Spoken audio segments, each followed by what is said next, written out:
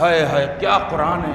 والذین یؤتون ما آتوا وقلوبهم وجلۃ انہم الی ربہم راجعون اولئک یسارعون فی الخیرات وہم لها صادقون.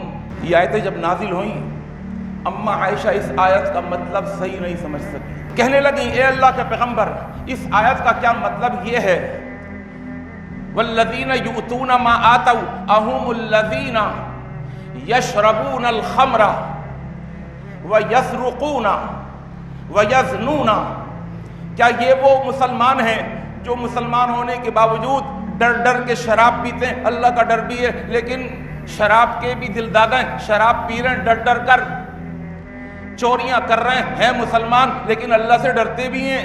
وَيَزْنُونَ اور زانی بھی ہیں، بدکار بھی ہیں لیکن اللہ سے ڈر رہے ہیں پھر بھی. کیا اس سے مراد وہ ہیں؟ فرمایا لا یا بنت صدیق، اور صدیق کی بیٹی.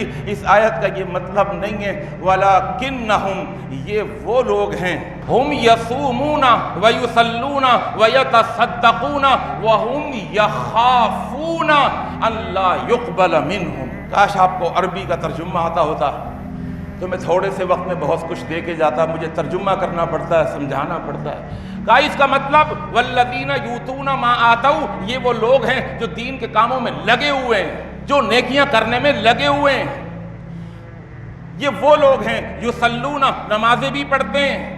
ترجمہ بھائی یصلون نمازیں بھی پڑھتے ہیں، ویصومون روزے بھی رکھتے ہیں، ویتصدقون اور صدقہ و خیرات بھی کرتے ہیں. لیکن کس طرح کرتے ہیں؟ وہم یخافون وہ ڈرتے ہیں.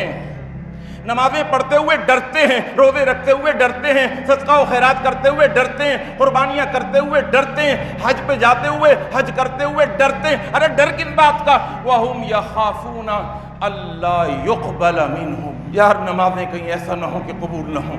روزے تو رکھ رہے ہیں یار کہیں ایسا نہ ہو اللہ کہ روزہ قبول نہیں ہے، ہم صدقہ و خیرات کر رہے ہیں. ڈر یہ ہے کہ اللہ یہ کہہ دے تمہارا صدقہ و خیرات قبول نہیں ہے.